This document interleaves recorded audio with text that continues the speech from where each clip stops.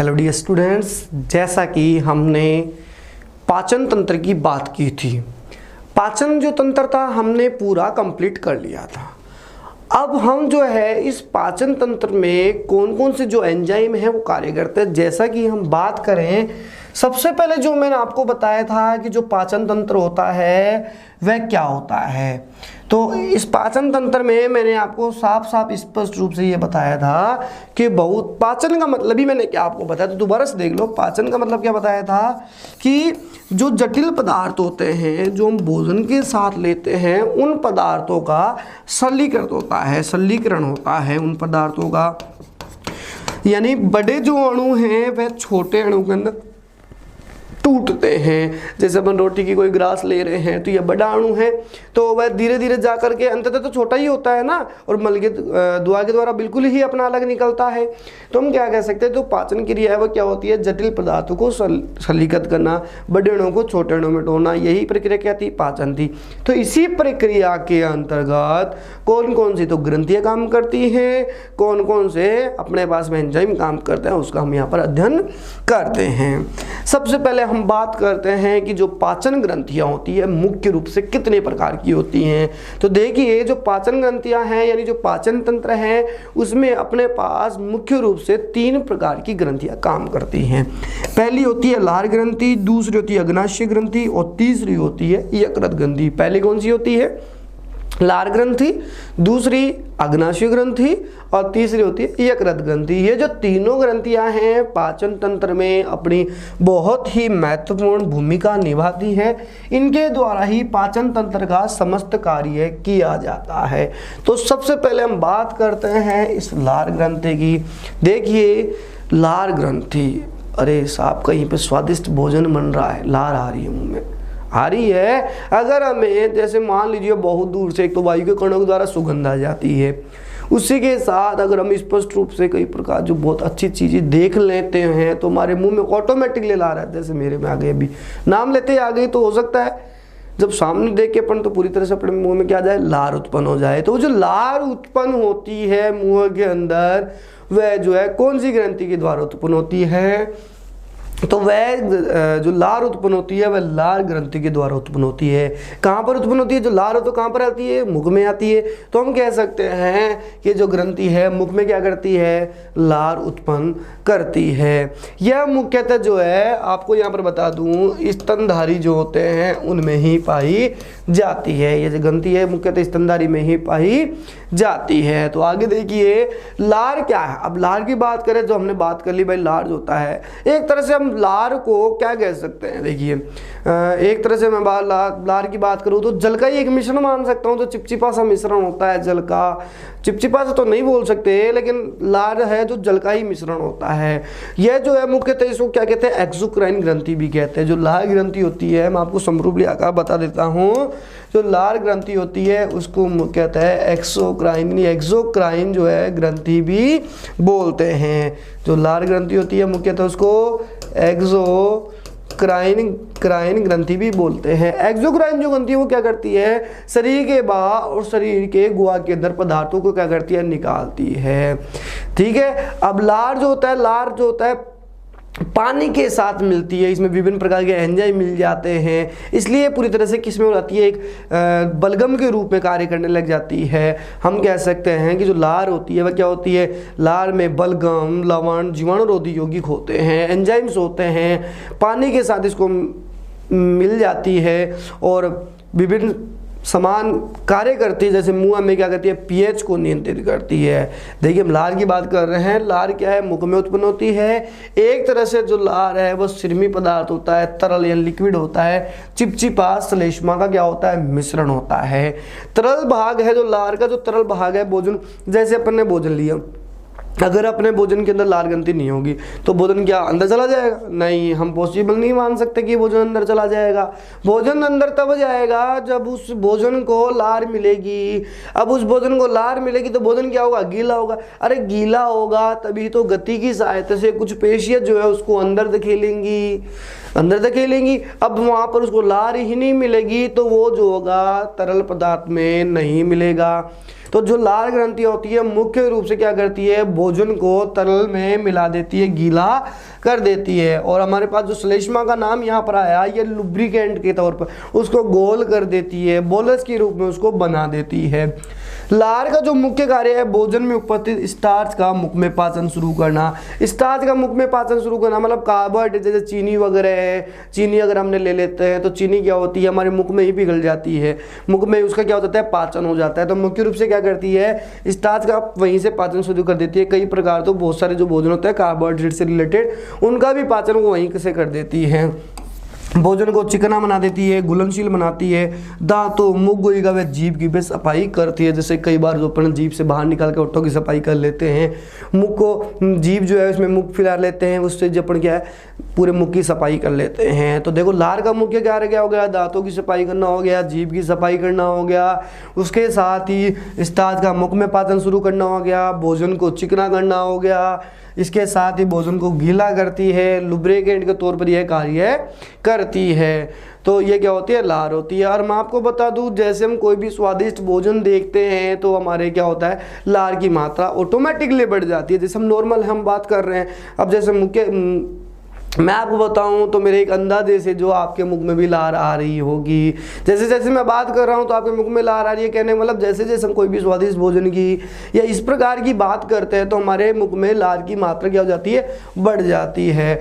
और क्या करते हैं, लार की मात्रा बढ़ जाती है। और जब हम इसमें क्या करते हैं, रात को सोते रहते हैं तो लार की जो मात्रा वो कम हो जाती है। तो कई बार आप देखते हैं कि मुख में अपन जो उठते तो हमारा मुँह है सूखा रहता है। तो सूखा किसी कारण रहता है कि हम उस समय स्वादिष्ट भोजन में गए नहीं, और रात को अगर मान लीजिए आप कोई सपना देख रहे हैं, सपने के अंदर आप कोई भोजन खा रहे हैं, तो हो सकता है कि आप बीच में उठ करके लार जो है अपनी मुंह के अंदर आ जाए, क्योंकि हम स्वादिष्ट भोजन के अंदर गए हैं। जो हमारा मस्तिष्क की क्रियाएं हैं वो स्वादिष्ट भोजन के अंदर गई है। अतः हम कह सकते हैं कि जो लार है स्वादिष्ट भोजन को देखने पर नियंत्रित होती है, यानी लार जो है स्वादिष्ट भोजन के फलस्वरूप बढ़ जाती है। तो स्वादिष्ट भोजन जैसे में देखने को मिलता है तो लार की जो मात्रा है बढ़ जाती है। लार एक तरह से हम कह सकते हैं कि क्या एक जल का पदार्थ है। जो लार होता है मुख्य रूप से जल पदार्थ ही है, जो लगभग क्या करता है 24 घंटे में लगभग 1 से 1.5 लीटर तक क्या करता है, लार बना लेता है। 1 से 1.5 लीटर तक लार बना लेता है और रुक जाता है। और जो लार होता है इसमें क्या होता है, पानी होता है, पानी होता है लार के अंदर क्या होता है। अब हम बात करते हैं जो लार ग्रंथि होती है मुख्य रूप से 3 प्रकार की होती है। तो कर्णपूर्व ग्रंथि होती है, ये क्या है, ये है कर्णपूर्व ग्रंथि। इसके बाद ये कौन सी होती है, अधोजम ग्रंथि होती है। तीसरी होती है अधोजीवा। जो देखो कर्णपूर्व ग्रंथि है हमारे पास में देखो यहाँ पर पाई जाती है, देखो ये गाल के बीच में आ रही है ना, गाल के बीच में आ रही है। तो जो कर्णपूर्व ग्रंथि है वो गाल के बीच में पाई जाती है। यह सिर भी तरल का स्त्रवण करती है। तो हम कह सकते हैं जो ये क्या करती है, तरल पदार्थ का स्त्रवण करती है। गालों के बीच में जो हमारी जैसे मान लीजिए टॉन्सिल लास्ट में है तो यहाँ पर क्या पाई जाती है, लार ग्रंथि पाई जाती है। अधोजम ग्रंथि होती है मिश्रित ग्रंथि जो तरल तथा श्लेष्मिक, तरल भी स्त्रावित करती है, श्लेष्मिक जो लुब्रिकेंट के तौर पर हमारे भोजन के रूप में कार्य करेगी उसको भी स्त्रावित करती है। अधोजीव जैसे जैसे देखो मैं भी बात करूँ तो मेरे मुंह के अंदर भी लार आ रही है। तो क्यों आ रही है, क्योंकि यहाँ पर लार का स्त्रवण क्या है भी ज़्यादा हो रहा है, क्योंकि स्वादिष्ट भोजन की चर्चा चल रही है तो लार तो आ ही रही है। यह श्लेष्मिक स्त्रवण करती है, यह जीवा के नीचे पाई जाती है। और अपने पास में अंतिम है अधोजीवा ग्रंथि। तो देखिए जो लार ग्रंथि है पूरे मुख में समान कार्य करती है। ये अपने गाल के अंदर भी है, जीभ के ऊपर भी है, जीभ के नीचे भी है, मिश्रित ग्रंथि की तरह एक तरह से पूरा कार्य करती है। अधोजीवा ग्रंथि जो होती है श्लेष्मिक स्त्रवण करती है जो जीभ के नीचे पाई जाए। तो देख सकते हैं आप, कर्णपूर्व ग्रंथि है जो अपने पास में गाल के पास पाई जाती है, अधोजीवा ग्रंथि है जो यहाँ पर जीभ आ रही है इसके नीचे पाई जाती है, और जो अपने पास में अधोजम ग्रंथि है मिश्रित ग्रंथि होती है, ये क्या करती है, श्लेष्मा का भी क्या करती है, तरल का भी श्रवण करती है। तो हमने क्या देखा, लार ग्रंथि देखी। लार ग्रंथि क्या होती है, मुख्य रूप से लार का श्रवण करती है, और एक्सोक्राइन ग्रंथि इसको बोलते हैं। लार जो होता है बलगम होता है, जीवाणु होते हैं, लवण होते हैं, एंजाइम होते हैं, पानी के साथ ये क्या करती है, विभिन्न प्रकार के कार्य करती है। मुख के पीएच को नियंत्रण करती है, तरल पदार्थ का क्या करती है, श्रवण करती है, भोजन को चिकना बनाती है, घुलनशील बनाती है, दांतों की सफाई करती है, जीभ की सफाई करती है। बहुत प्रकार के ये लार जो है मुख में कार्य करती है। अब हमारे पास में जो दूसरी ग्रंथि है वो कौन सी है, अग्नाशय ग्रंथि। देखिए अग्नाशय ग्रंथि का आपको यहाँ डायग्राम दिख रहा है। अपने पास में पहली ग्रंथि है लार ग्रंथि, अब दूसरी कौन सी है, अग्नाशय ग्रंथि। अग्नाशय जो ग्रंथि होती है यकृत, गसनी तथा तिल्ली से घिरी हुई होती है। तो देखिए अपने पास में जो ये है, ये ऊपर वाला जो पार्ट है, जैसे कि पाचन तंत्र पे अपन ने देखा था, तो ये तो यकृत वाला पार्ट होता है। इसके बाद में ये जो अपने पास में अमाशय वाला पार्ट है था, वहाँ पर क्या पाई जाती है, उसके नीचे जो होती है अग्नाशय ग्रंथि होती है। अमाशय का जो पार्ट हमने देखा था उसके नीचे अग्नाशय ग्रंथि होती है, जो लगभग 6 से 8 इंच की होती है और यू आकार की होती है। जैसे कि आप देख लीजिए हमारे पास में यहाँ पर आपको स्पष्ट रूप से अगर मैं दिखाऊं तो आप देख लीजिए, ये देखिए ये अपने पास में था क्या, अमाशय था, जैसा कि जे आकार का था ना, ये वाला जे आकार का था। फिर इसके नीचे जो यहाँ पर पाई जाती है अमाशय के नीचे, देखो यू आकार की, देखिए यू आकार की अगर हम बात करें अपने पास में, तो देखिए ये कैसी होगी, अपने पास में यू आकार की होगी। अब यू आकार की कैसे होगी वो आप देखना, ये देखिए ये तो अपने पास में हो गया जे आकार की अमाशय। अब इसके बाद में जो अपने पास में आ जाएगा ये होगा अपने पास में अग्नाशय ग्रंथि। देखो यू आकार कैसे बनेगा, ऐसे देखो, ये देखो ये यू आकार का बन गया ना। ये कौन सी होती है, अग्नाशय ग्रंथि होती है। कौन सी ग्रंथि होती है, ये अपने पास में अग्नाशय ग्रंथि होती है, 6 से 8 इंच लंबी होती है। इस ग्रंथि के द्वारा क्या किया जाता है, एंजाइम आंतों में प्रोटीन, वसा, कार्बोहाइड्रेट के पाचन में मदद करते हैं। जो ये ग्रंथि होती है मुख्यतः क्या करती है, एंजाइम्स का, आंतों में पाचन का आदि प्रकार का क्या करती है, नियंत्रण करती है। अब जो मुख्यतः है ये इसका जो मुख्य कार्य है वो क्या होता है, रक्त में शर्करा के स्तर को नियंत्रण करना। देखो सबसे इम्पोर्टेंट बात तो यहाँ पर मैं आपको बताऊं कि जो अपने पास में अग्नाशय ग्रंथि है ये इंसुलिन हार्मोन का स्त्रवण करती है। अब इंसुलिन जो हार्मोन है वो क्या, इंसुलिन और ग्लूकागोन, 2 हार्मोनों का ये स्त्रवण करती है, जैसा कि आपको यहाँ पर पहले ही बता दिया गया था। दोबारा से आप यहाँ देख लीजिए, यह 6 से 8 मीटर लंबी होती है, यू आकार की होती है, एक मिश्रित ग्रंथि है जो मुख्यतः क्या करती है, एक तो इंसुलिन का और एक ग्लूकागोन हार्मोन का क्या करते हैं, स्त्रवण करती है। और इंसुलिन और ग्लूकागोन जो हार्मोन है मुख्यतः रक्त शरीर में क्या करता है, जो शर्करा की मात्रा होती है उसको नियंत्रित करते हैं। सबसे पहले यहाँ पर प्रश्न यही बन रहा है कि अग्नाशय ग्रंथि क्या होती है। अग्नाशय ग्रंथि जो है यकृत ग्रंथि तथा अपने पास में जो तिल्ली है उससे घिरी हुई होती है, 6 से 8 इंच लंबी होती है, यू आकार की मैंने आपको दिखाई दी है। ये एक मिश्रित ग्रंथि होती है जो मुख्यतः ग्लूकागोन का और इंसुलिन हार्मोन का नियंत्रण स्त्रवण करती है। और ये इंसुलिन हार्मोन और ग्लूकागोन जो हार्मोन है मुख्य रूप से क्या करते हैं, रक्त में शर्करा के स्तर को नियंत्रण करने का कार्य करते हैं। तो प्रश्न यहीं से पुटअप होता है कि रक्त में शर्करा के स्तर को नियंत्रण करने का कार्य कौन करता है। रक्त में शर्करा के स्तर को नियंत्रण जो करने का कार्य है मुख्य रूप से अपने पास में अग्नाशय ग्रंथि के द्वारा किया जाता है। तो ये हो गई अग्नाशय ग्रंथि। इसके बाद हमारे पास में जो तीसरी ग्रंथि आती है वो आती है यकृत ग्रंथि। तो देखिए सबसे बड़ी ग्रंथि होती है, तो प्रश्न पूछ ले लार ग्रंथि, अग्नाशय ग्रंथि और यकृत ग्रंथि, तीनों ग्रंथियों में से सबसे बड़ी ग्रंथि का नाम बताओ। तो सबसे बड़ी ग्रंथि जो होती है वो कौन सी होती है, यकृत ग्रंथि होती है। अपन क्या कह सकते हैं, यकृत ग्रंथि जो है सबसे बड़ी ग्रंथि होती है। यह मध्य पट के नीचे से त्रिकोण आकार का अंग होता है अपने पास में जो यकृत होता है। देखिए ये रही अपने पास में यकृत जो है, इसके मध्य पट पर यह स्थित होती है, त्रिकोण आकार होता है इसका आकार कैसा होता है, त्रिकोण आकार होता है। इसका जो वजन है दाईं ओर होता है, जो इसका अधिकतम वजन कहाँ होता है, इसका जो अधिकतम वजन है तो देखिए यहाँ पर दाईं ओर स्थित होता है। यह लगभग 1 लाख छोटी षटकोणीय संरचनाएं कार्यात्मक इकाइयों से निर्मित होती है। यानी यकृत जो बनती है कई लाख छोटी संरचनाओं से मिलकर बनती है और उन छोटी संरचनाओं को मुख्य रूप से क्या कहते हैं, यकृत पालिकाएं कहती हैं। और इस ग्रंथि के द्वारा मुख्यतः पित्त का स्त्रवण किया जाता है, पित्त का निर्माण किया जाता है। तो हमने क्या देखा बच्चों, मेरे प्यारे बच्चों, हमने बात की है मुख्यतः 3 ग्रंथियों की, लार ग्रंथि, अग्नाशय ग्रंथि और यकृत ग्रंथि। एक एक लाइन की बता देता हूँ। लार ग्रंथि मुख्य रूप से लार का स्त्रवण करती है, भोजन को तरल बनाती है, अंदर लेके जाती है। इसके बाद में जो लार ग्रंथि थी हमने देख ली थी कितने प्रकार की थी, अधोजम थी, अधोजिह्वा थी, और उसके बाद में हमने देख ली थी कर्णपुरु ग्रंथि थी जो गालों में पाई जाती थी।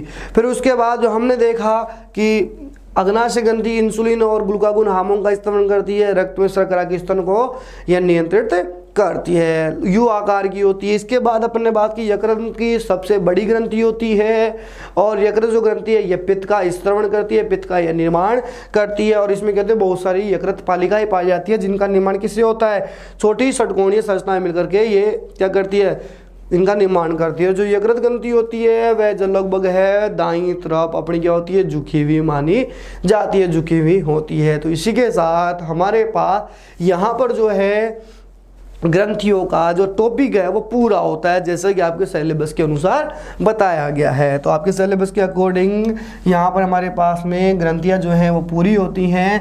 अब हम देखते हैं कि विभिन्न पाचन अंगों द्वारा स्त्रावित पाचन रस तथा उनके कार्य। तो देखिए पाचन अंग यानी पाचन की भूमिका में जो अंग कार्य करते हैं उनको पाचन अंग कहते हैं। मुख्य रूप से 7 अंगों की हमने बात की थी, उनके द्वारा स्त्रावित पाचन रस, उनके द्वारा कौन कौन से रस स्त्रावित होते हैं जो भोजन की पाचन में हमारी महत्वपूर्ण भूमिका निभाते हैं तथा उनके कार्य और उनके क्या क्या कार्य हैं वो हम देखते हैं। सबसे पहले हम बात करते हैं पाचन रस को स्त्रावित करने वाला अंग या ग्रंथि। इसमें हम ग्रंथि की भी बात कर लेंगे और अंग की भी बात कर लेंगे। तो देखिए हम बात करते हैं लार ग्रंथि। जैसा कि लार ग्रंथि हमने पहले बात कर ली थी भी, जो लार ग्रंथि होती है इसमें मुख्य रूप से 2 एंजाइम निकलते हैं, एक तो टाइलिन होता है, वो होता है एमिलेज, एमिलेज को हम एमाइलेज भी बोलते हैं। ध्यान से सुनिएगा, लार जो ग्रंथि होती है इसमें मुख्य रूप से स्त्रावित एंजाइम टाइलिन और एमाइलेज होते हैं। इनका जो मुख्य कार्य है वह पॉलीसैकेराइड को छोटे पॉलीसैकेराइड में बदलना होता है। पॉलीसैकेराइड, पॉली यानी बहुत सारे सैकेराइड्स होते हैं। जो अपने पास में कार्बोहाइड्रेट्स हैं, बड़े जो कार्बोहाइड्रेट्स हैं उनको छोटे कार्बोहाइड्रेट में तोड़ना ही इसका कार्य होता है। सबसे पहली बात तो जो पाचन तंत्र होता है वो यही काम करता है क्या, कि जटिल पदार्थों को सल्लीकृत करता है। जटिल जैसे ठोस पदार्थ है उनको करेगा छोटे भागों के अंदर, तो जटिल पदार्थों को छोटे भागों में कैसे तोड़ेगा, जो अपने पास में पॉलीसैकेराइड है, स्टार्च है, ग्लाइकोजन जैसे स्टार्च के रूप में अपन कोई भी ले ले, कार्बोहाइड्रेट ले लिया, कार्बोहाइड्रेट के अंदर व्हीट ले लिया, गेहूँ कॉर्न ले लिया, राइस ले लिए, पोटैटोज ले लिए। अपन जब ये खाते हैं तो क्या होता है, ये अपने पास में एक तरह से जटिल पदार्थ हैं, तो इनको क्या कहता है, सल्लीकृत किया जाता है। और जो सल्लीकृत करने का जो कार्य होता है वो कौन कौन करता है, टाइलिन और एमाइलेज करते हैं। और मुख्यतः इनको कहीं कहाँ किया जाता है, मुग्गु कहाँ किया जाता है, मुख गुहा के अंदर ही इनको क्या कर दिया जाता है, सल्लीकृत कर दिया जाता है। सबसे पहले मैंने आपको क्या बताया कि जो अपने पास में लार ग्रंथि होती है मुख्य रूप से 2 एंजाइमों का स्त्रावण करती है, टाइलिन और एमाइलेज। ये इसका मुख्यतः कार्य होता है, जो पॉलीसैकेराइड है बहुत सारे अपने पास में स्टार्च ग्लाइकोजन है उनको छोटे पॉलीसैकेराइड में बदलती है, जिनका कार्य कहाँ होता है, मुख गुहा के अंदर किया जाता है। दूसरा अपने पास में बात करें अंग की, तो जो हमारे पास में अंग होता है आमाशय, स्टोमक जो होता है जो क्या करता है, इसमें 2 प्रकार के अपने पास में एंजाइम होते हैं, एक तो होता है पेप्सिन और एक होता है रेनिन। अब पेप्सिन और जो रेनिन वो क्या करते हैं, देखिए पेप्सिन जो होता है मुख्यतः प्रोटीन को किस में बदलता है, पेप्टाइड में बदलता है। प्रोटीन को किस में बदलता है, पेप्टाइड में। और केसिन जो होता है ये किस में बदलती है, पैराकेसिन में। कहने का मतलब जो प्रोटीन है एक तरह से एक बड़ा रूप है, प्रोटीन क्या है, एक तरह से अपने पास में जटिल पदार्थ है। अब जब इसका क्या होगा, पाचन शुरू होगा तो अंततः जाकर के यह किस में होगा, सल्लीकृत पदार्थ यानी पेप्टाइड में। यानी हम बात कर सकते हैं हमारे पास में जो प्रोटीन है मुख्यतः यह किस में टूटती है, पेप्टाइड में। अब पेप्टाइड को हम क्या कहेंगे, देखिए पेप्टाइड को हम क्या कहेंगे, पेप्टाइड को कहेंगे अनेक अमीनो अम्लों, अनेक अमीनो जो अम्ल होते हैं मिलते हैं आपस में, किसका निर्माण करते हैं, पेप्टाइड का। यानी जो प्रोटीन होती है वह अमीनो एसिड में धीरे धीरे टूटने लगती है, प्रोटीन जो है छोटे छोटे टुकड़ों में टूटने लगती है। जो मुख्यतः जो पेप्टाइड होता है वह अनेक अमीनो अम्लों का एक संग्रह होता है। पेप्टाइड्स होते हैं, पेप्टाइड्स बॉन्ड भी होते हैं अलग तरीके के। अब यहाँ पे जो केसिन है, जैसे मान लीजिए यहाँ पे केसिन क्या एक प्रोटीन है, अब केसिन जो प्रोटीन है वो क्या किस में टूटती है, पैराकेसिन में। यानी केसिन जो है प्रोटीन एक बड़ा रूप है अपने भोजन का, जो सल्लीकृत होकर के किस में होगी, पैराकेसिन में। तो मेरे कहने का मतलब यही है, जो तीर के पहले वाले भागों का नाम लिख रखा है ये एक तरह से जटिल पदार्थ है जिनको हम भोजन के रूप में ले रहे हैं। और जैसे जैसे ये हमारे आमाशय तक जाते हैं तो इनमें जो एंजाइम है, पेप्सिन है और रेनिन है, इनको क्या करते हैं, सल्लीकृत कर देते हैं। और सल्लीकृत किस में करते हैं, प्रोटीन को पेप्टाइड में, यानी छोटे भागों में तोड़ दिया। प्रोटीन का बड़ा रूप प्रोटीन था, छोटा रूप पेप्टाइड हो गया। केसिन को किस में कर दिया, पैराकेसिन में। तो मुख्यतः ये आमाशय के द्वारा कार्य किया जाता है। अब हम देखते हैं हमारे पास में जो तीसरी है अग्नाशय, ये ग्रंथि होती है। अब जो अग्नाशय ग्रंथि है इसमें देखिए लगभग 6 प्रकार के जो एंजाइम है वो स्रावित किए जाते हैं।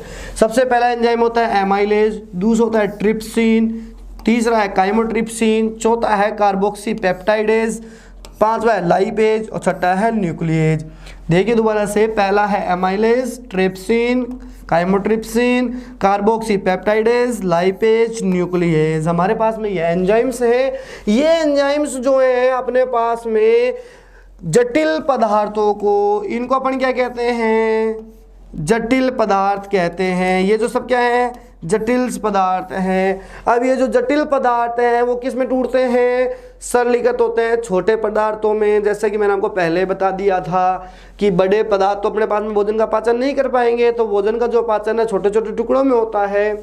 तो ये क्या करते हैं, स्टार्च किस में जाता है, माल्टोज के अंदर जाता है। स्टार्च जो होता है किसके अंदर जाता है, माल्टोज के अंदर जाता है। माल्टोज क्या होती है, एक डाइसैकेराइड होता है। माल्टोज क्या होता है, कार्बोहाइड्रेट के अंदर डाइसैकेराइड आता है। माल्टोज एक तरह से कार्बोहाइड्रेट ही आता है, डाइसैकेराइड होता है कार्बोहाइड्रेट के अंदर।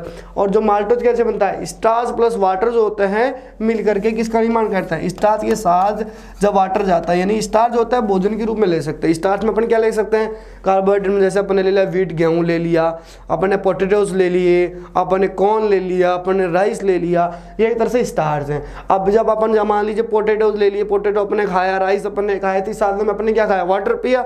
अब वाटर और स्टार्च को अपन ने साथ में लिया तो ये क्या होगा, एक तरह से जटिल पदार्थ है। और जब ये अमाशय तक जाएंगे तो अमाशय में क्या होगा, इनका पाचन नहीं होता है, अमाशय में पाचन नहीं होगा। अब अमाशय में इनका पाचन नहीं होता है तो इनका पाचन कहाँ होता है, छोटी आंत में होता है। और छोटी आंत के अंदर भोजन का सबसे ज़्यादा पाचन किया जाता है, जैसे कि आपने पहले पार्ट में पढ़ा है। तो भोजन का सबसे ज़्यादा पाचन किया जाता है छोटी आंत में। तो स्टार्च का एक तरह से जो अपने राइस खाया उसका जो मुख्यतः पाचन है वो छोटी आंत में जाकर के हो रहा है। किसके रूप में हो रहा है, माल्टोज के रूप में। और माल्टोज यहाँ पर क्या है, एक तरह से छोटा रूप है किसका, स्टार्च का। माल्टोज एक तरह से छोटा रूप है स्टार्च का। और मुख्यतः जो माल्टोज एक डाइसैकेराइड होती है कार्बोहाइड्रेट के अंदर।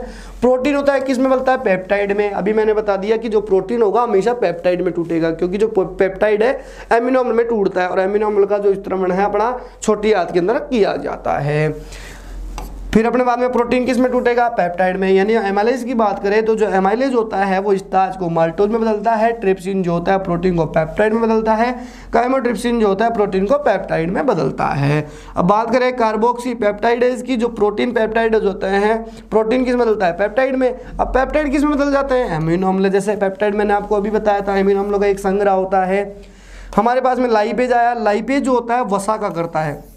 जो फैट होता है हमारा, फैट उसका क्या करता है, पाचन करता है। और फैट का पाचन भी कहाँ किया जाता है, छोटी आंत में किया जाता है। तो कई बार प्रश्न भी पूछ लेते हैं वसा का पाचन कहाँ पर किया जाता है। वसा का जो पाचन होता है छोटी आंत के अंदर किया जाता है। और वसा का जो पाचन अपने पास में किस में किया जाता है, वशीय अम्ल के अंदर किया जाता है। जैसा कि मैंने आपको शुरू के अंदर पाठ पढ़ाया था, उसमें पाचन की परिभाषा बताई थी कि जो अपने पास में फैट्स होते हैं, जो अपने पास में लिपिड्स होते हैं, ये जब फैट्स और लिपिड अपन लेते हैं, जैसे मान लीजिए घी ले लिया, अपन ने घी खा लिया, कोई भी ऑयल लिया, तो ऑयल जाते तो अपने पास में मुख में जाते तो इसका पाचन होगा नहीं। ऑयल वगैरह लिपिड्स वगैरह अपन जो लेंगे ये जाएंगे किस में, छोटी आंत के अंदर। और छोटी आंत में ये सिद्ध में किस में बदलते हैं, फैटी एसिड के अंदर बदल जाते हैं। और एसिड के अंदर बदल जाने के बाद में अपने पास में एक लाइपेज एंजाइम आता है, वो यहाँ पर कार्य करता है और उसको ऑयल को क्या करता है, तोड़ता है, ब्रेक डाउन करता है कंप्लीटली, जिससे उसका पाचन हो जाता है। न्यूक्लियस जो है वो क्या कहता है, डीएनए और आरएनए जो अपने पास में होता है उसको न्यूक्लियोटाइड में बदलने का कार्य करता है। तो अपने पास में amylase, trypsin, chymotrypsin, carboxy peptidase, lipase, nucleus, ये एंजाइम है मुख्य रूप से जो जटिल पदार्थ है जैसे स्टार्च को माल्टोज में सरलीकृत कर देते हैं, प्रोटीन को पेप्टाइड में, प्रोटीन को पेप्टाइड में, प्रोटीन पेप्टाइड में जाकर के एमाइनो अम्ल में जाता है, वसा को वशीय अम्ल में करते हैं, डीएनए आरएनए को न्यूक्लियोटाइड्स में करते हैं। और ये जो संपूर्ण कार्य है किस में किया जाता है, छोटी आंत के अंदर किया जाता है। अब बात करते हैं अगला जो होता है आंतरीय रस की। तो जैसे हमने बात की थी छोटी आंत में जो भोजन का सर्वाधिक पाचन और अवशोषण किया जाता है उसमें एक जो रस निकलता है मुख्यतः आंतरीय रस जो होता है उसके द्वारा किया जाता है। अब आंतरिक रस में जैसे मान लीजिए माल्टोज को ग्लूकोज में बदलना है, तो माल्टोज जो है एक तरह से जटिल पदार्थ हो गया, उसको ग्लूकोज में बदलना है। माल्टोज डाइसैकेराइड है, उसको अपने को ग्लूकोज छोटे रूप में बदलना है। तो माल्टोज को ग्लूकोज में बदलने के लिए हमारे पास में कौन सा एंजाइम काम करता है, माल्टेज। लैक्टोज को ग्लूकोज में बदलने के लिए कौन सा एंजाइम काम करता है? लैक्टेज। और सुक्रोज को ग्लूकोज में बदलने के लिए कौन सा एंजाइम काम करता है? सुक्रेज। और अपने पास में वसा को वसीय में बदलने का कौन सा कार्य करता है? लाइपेज। लाइपेज हमने पहले ही देख लिया था। देखिए ये जो चारों है बहुत ही इंपॉर्टेंट हैं, परीक्षा में कई बार क्या होता है कि ऐसे कैसे पूछ लिया जाता है, माल्टोज एरो का निशान दे दिया जाता है, ग्लूकोज पूछते हैं और क्या पूछते हैं? माल्टोज को ग्लूकोज में बदलने वाले एंजाइम का नाम बताओ। तो माल्टोज को ग्लूकोज में बदलने वाला, देखो यहीं से आपको नाम निकाल लेना है। माल्टोज में माल्टेज, लैक्टोज लैक्टोज यानी लैक्टेज, सुक्रोज यानी सुक्रेज, और वसा जो होती है वो करता है लाइपेज अम्ल में। न्यूक्लिक जो अम्ल होता है न्यूक्लियोटाइड में चेंज होते हैं, जैसे कि हमने पहले ही देख लिया था। तो कौन सा एंजाइम होता है? न्यूक्लियस एंजाइम होता है। अब जो डाइपेप्टाइड्स अपने पास में एंजाइम है वो क्या करते हैं? अमीनो अम्ल में बदल जाते हैं। और अपने पास में फॉस्फेटेज जो एंजाइम होता है वो न्यूक्लियोटाइड बनाते हैं, और न्यूक्लियोटाइड से वो किस में बदलते हैं? नाइट्रोजन सारक में बदल जाते हैं। और ये संपूर्ण कार्य छोटी आंत में। अब देखो छोटी आंत का दोबारा से वापस क्यों नाम आया? क्योंकि मैंने आपको पहले बताया था कि भोजन का सबसे ज्यादा जो पाचन है छोटी आंत में किया था, और छोटी आंत में ही सबसे ज्यादा जो है एंजाइम का पाचन होता है। अब एंजाइम से कौन कौन से पाचन है हमने पहले देख लिया था, बहुत सारे जो एंजाइम पाचन आ गए थे। अब यहाँ पर जो एंजाइम था माल्टेज था, लैक्टेज था, सुक्रेज था, लाइपेज, याद हो गया होगा। देखिए अपने पास में माल्टोज से ग्लूकोज में माल्टेज, लैक्टोज से ग्लूकोज में लैक्टेज, सुक्रोज से ग्लूकोज में सुक्रेज। अब ये ग्लूकोज में ही परिवर्तित हो रहा है, क्योंकि जो ग्लूकोज होता है एक तरह से लिक्विड रूप में जाएगा, अंदर ग्लूकोज जाएगा जो लिक्विड रूप में जाएगा, और माल्टोज लैक्टोज सुक्रोज जो है थोड़ा सा जटिल पदार्थ में जाएंगे, और जब ये लिक्विड रूप में जाएंगे तभी तो इनका पाचन होगा, तभी तो इनका क्या होगा? पाचन होगा। और सीधी सी बात आपको यही याद रखनी है कि माल्टोज को ग्लूकोज में करो, चाहे से लैक्टोज को ग्लूकोज में करो, चाहे से सुक्रोज को ग्लूकोज में करो। अर्थ स्पष्ट यहीं से करना है कि माल्टोज जो अपने पास में क्या करता है? ग्लूकोज में बदल जाता है। माल्टेज से लैक्टोज, लैक्टेज से सुक्रोज, सुक्रोज से वसा किससे बदल जाती है? लाइपेज से। तो शायद आपको यहाँ पर पूरे एंजाइम याद हो गए होंगे। इसी के साथ हमारे पास में जो लास्ट ग्रंथि बचती है वो कौन सी होती है? यकृत ग्रंथि। जैसा कि हमने यकृत ग्रंथि का याद करो कि हमने क्या पढ़ा था? पित्त लवण का स्तवन करती है। पित्त लवण भी क्या करता है? एक एंजाइम के रूप में कार्य करता है, जो क्या करता है? जो वसा होती है, जो फैट्स होते हैं, लिपिड्स होते हैं, उनको किस में बदलती है? वसीय अम्ल में बदल देती है, छोटे रूपों में उनको तोड़ देती है। अपने पास में जो तीर के पहले वाला भाग है इसको आप इतना समझिएगा कि एक जटिल पदार्थ है, और तीर के बाद में जो पदार्थ बन रहे हैं छोटे पदार्थ होते हैं जो टूट जाते हैं, और उनको मुख्य रूप से ये कहते हैं। इसका भी जो मुख्य कार्य है कहाँ पर कहता है? छोटी आंत के अंदर किया जाता है। तो हम ये हमारे यहाँ पर विभिन्न एंजाइमों के कार्य हमने पढ़ लिए हैं। एमाइलेज, ट्रिप्सिन, बहुत सारे एंजाइम है। Amylase, trypsin, chymotrypsin, carboxypeptidase, lipase, nucleus, maltase, lactase, sucrase, lipase, nucleus, dipeptidase, phosphatase and पित्त लवण, इन सब का हमने अध्ययन कर लिया है। इसी के साथ जो हमारा भोजन का पाचन का टॉपिक पूरा होता है, लेकिन यहाँ पर एक समरूप तरीके से हम बात करेंगे जो भोजन का पाचन है मुख्य रूप से कैसे होता है, कैसे क्रिया होती है। पाचन तंत्र का तो हमने अध्ययन पहले से ही कर लिया है कि पाचन तंत्र क्या होता है, उसमें कौन कौन से अंग होते हैं, कौन कौन से अंग कैसे कार्य करते हैं, कौन कौन सी जो ग्रंथियां होती हैं उनके द्वारा क्या किया जाता है। और मुख्य रूप से हम यहाँ पर एक बार पाचन तंत्र का जो भोजन का पाचन है, फूड का जो डाइजेशन है वो कैसे होता है, सिंपली रूप से आप शॉर्ट तरीके से देखिएगा। क्या होता है? देखो आहानाल। आहानाल क्या होती है? आहानाल क्या होती है? जैसे कि हमने पढ़ा था, हमारे पास भोजन को पचाने के लिए मुख्य रूप से 7 अंग कार्य करते हैं।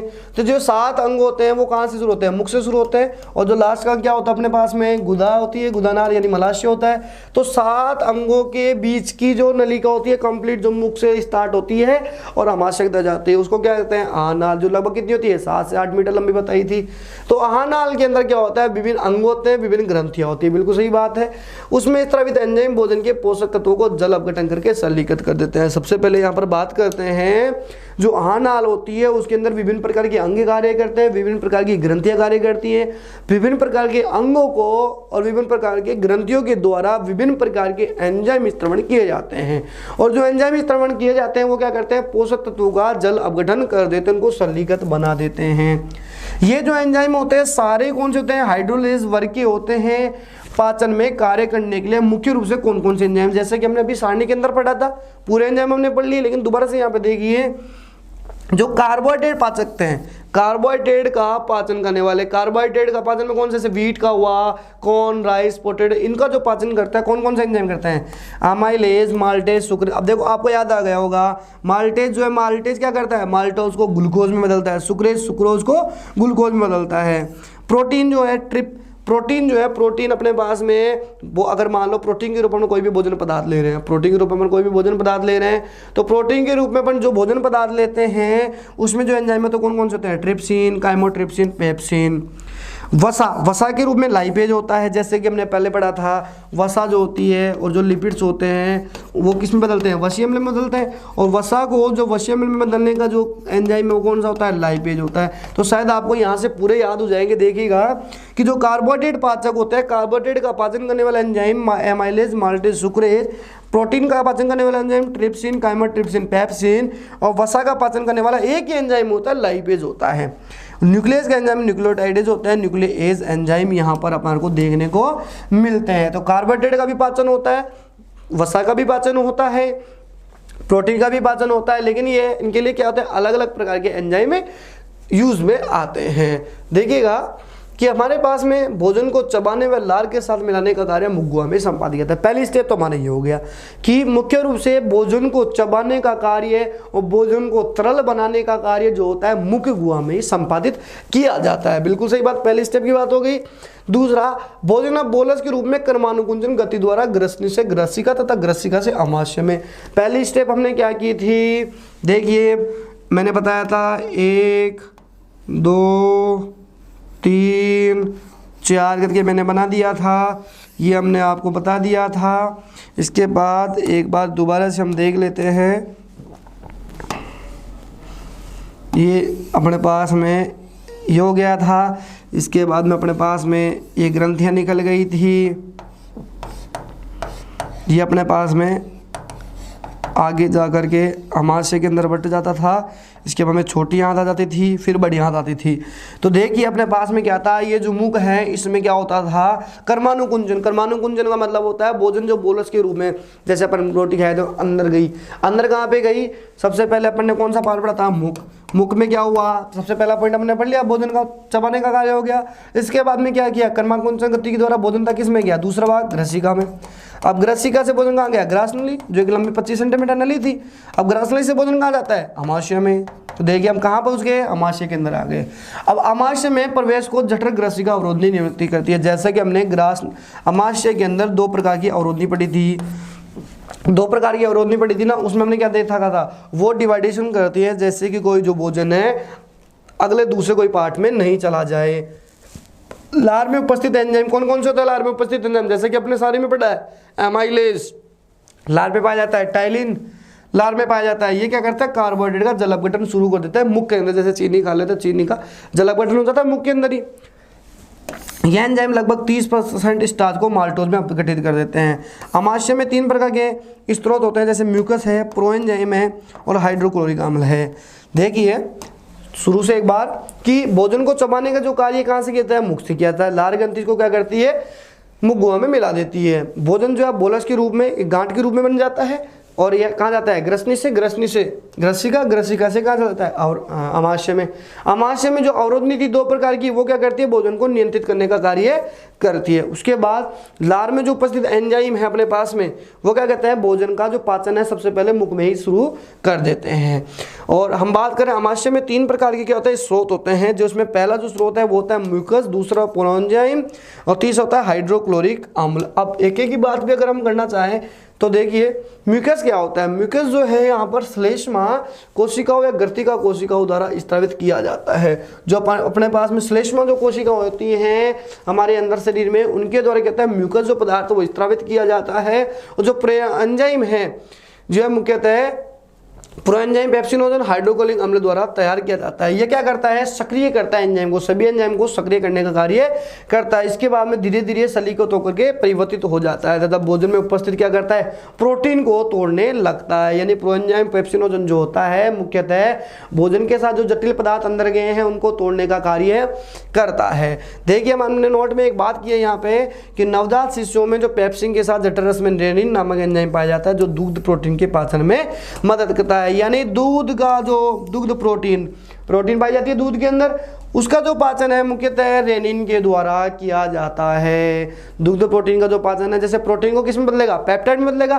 तो प्रोटीन जो एक जटिल पदार्थ है इसको पेप्टाइड में बदला तो कौन सा एंजाइम काम करेगा, यहाँ पे रेनिन एंजाइम काम करेगा। इसका जो मुख्य उदाहरण है प्रोटीन में अपन किसका ले रहे हैं, दूध का ले रहे हैं, जो क्या होगा अंदर जा करके इसका अपघटन होगा। इसके बाद में जो है हमने यहाँ पर कोशिका, कई बार सुना है कि जो भोजन हम ले रहे होते हैं उसके बीच में हमें पानी पी लेना चाहिए, लेकिन भोजन के बाद में पानी नहीं पीना चाहिए। तो ऐसा क्यों होता है, इसका एक छोटा सा उदाहरण मैं आपको खाने के द्वारा समझाने का प्रयास करता हूँ। जैसे मान लीजिए कि हम जो भोजन ले रहे हैं वो हमारे अमाशय में गया, तो अमाशय में जाने के बाद में उसका पाचन होता है, छोटी आंत में उसका सर्वाधिक पाचन होता है। तो मान लीजिए जैसे हमने भोजन खा लिया, तो भोजन खाने के बाद में अगर हम तुरंत पानी पी ले तो क्या प्रभाव होगा। तो देखिए भोजन खाना खाने से आधे घंटे पहले अगर हम पानी पी लेते हैं तो पानी है उसका अपघटन आसानी से हो जाता है, और बीच में अगर हम पानी पी लेते हैं भोजन में तो कोई दिक्कत नहीं आती है, क्योंकि जो भोजन होता है वो लुब्रिकेंट के तौर पर अंदर जाता है, तो जो जल है वो लार के साथ मिलकर के विभिन्न एंजाइम में घुल जाता है, तो कोई दिक्कत नहीं आती है। लेकिन बात ये आती है कि भोजन के तुरंत बाद अगर हम पानी पी ले तो प्रॉब्लम क्या है। तो देखो भोजन के तुरंत बाद पानी पीने से क्या होता है, इस कहानी के तौर पर आप सुनिएगा कि जैसे मान लीजिए अपने पास में ये कुछ लकड़ियां हैं, अपने पास में क्या होते हैं, ये कुछ लकड़ियां हैं। मान लीजिए अपने पास में भोजन जो है यहाँ पर ये कुछ लकड़ियाँ रखी हैं। अगर हमें इन लकड़ियों को जलाना है, जैसे हम इन लकड़ियों को जलाते हैं, इन लकड़ियों को मान लीजिए हमने ऊष्मा दे दी है, इनको हम जलाते हैं, तो क्या होगा जब ये लकड़ियाँ जलेंगी, ऊष्मा देंगे तो लकड़ियाँ जलेंगी, तो किस में परिवर्तित होंगी, कोयले में परिवर्तित होंगी। भाई यहाँ पर ये जटिल पदार्थ लकड़ियाँ और कोयले में परिवर्तित होंगी तो छोटे पदार्थ में सन्निगत होंगी। लेकिन अगर मान लीजिए इन पर हम पानी डाल देंगे, लकड़ियों पर हम पानी डाल देंगे तो क्या होगा, क्या कोयले में परिवर्तित होंगी, नहीं होंगी। ये जटिल पदार्थ ऐसे की ऐसे रह जाएंगी, ना तो लकड़ियाँ रहेंगी पूरी तरीके से, ना पूरी तरह से इनका पकवाना हो पाएगा, और ना ये पूरी तरह से कोयले में बदल पाएंगी। आधी लकड़ी आधी कोयला हो जाएगा। कहने के बाद जो मिश्रित है वो इसका सिस्टम खराब हो जाएगा। तो ऐसा ही सिस्टम अब हम खुद से माने, जैसे हमने भोजन खा लिया तो भोजन खाने के बाद अगर हम तुरंत पानी पी लेते तो क्या होता है, हमारे सिस्टम में भोजन जो होता है उसमें एक तरह से आग लगती है। एक सामान्य भाषा में उदाहरण देके समझा रहा हूँ। भोजन क्या कर लेते हैं, खाना खा लेते हैं, उसके बाद में हमारे भोजन में क्या लगती है, आग लगती है, और उस आग पर भोजन खाना खाने के बाद में हम तुरंत पानी डाल देते हैं, वो आग बुझ जाती है। और आग बुझ जाने से क्या होता है, भोजन का पाचन नहीं होता है, भोजन का पाचन अच्छे से नहीं हो पाता है, क्योंकि आपने भोजन लिया जो जटिल पदार्थों में गया। अब जटिल पदार्थों में जाएगा, भाई आमाशय में पूछेगा, छोटी जो आंत है वहाँ पर उसका पाचन होगा, अवशोषण होगा, तो समय तो लगेगा ही। अब आपने जैसे ही भोजन लिया तुरंत उसके बाद में पानी पी लिया तो क्या होगा, आग लगेगी नहीं, और आग लगेगी नहीं तो क्या होगा भाई, आग लगना जरूरी है उस भोजन की। आग यानी विभिन्न एंजाइमों के द्वारा उसका पाचन होना जरूरी है। अगर आपने पहले ही पानी डाल दिया तो क्या होगा, विभिन्न एंजाइम सक्रिय नहीं हो पाएंगे, उस भोजन को क्या करेंगे, पचा नहीं पाएंगे। तो मेरे कहने का मतलब है भोजन के तुरंत बाद में पानी नहीं पीना चाहिए, क्योंकि भोजन का तुरंत बाद में भोजन जो होता है धीरे धीरे पाचन स्टार्ट करता है, और पाचन स्टार्ट करने से पहले अगर आप उसको बुझा देते हो उस आग को, तो जिस तरीके से लकड़ी जो है कोयले में परिवर्तित नहीं हो रही, उसी तरीके से जो हमारा भोजन है मल में पूरी तरीके से परिवर्तित नहीं होता है। इसी के साथ हमारा पूरा पार्ट में जो पाचन तंत्र का टॉपिक है, जो हमारा दूसरा पार्ट था, उसमें जो पाचन तंत्र का टॉपिक है वो पूरा होता है। अब हम जो पढ़ेंगे वो अगला जो हमारा तंत्र है, जैसे कि श्वसन तंत्र है, उसका अध्ययन करेंगे। हमारे यहाँ पर पाचन तंत्र का पूरा पार्ट जो टॉपिक है वो कंप्लीट होता है। आशा करता हूँ कि आपको ये जो है टॉपिक बहुत अच्छे से समझ आया होगा। धन्यवाद।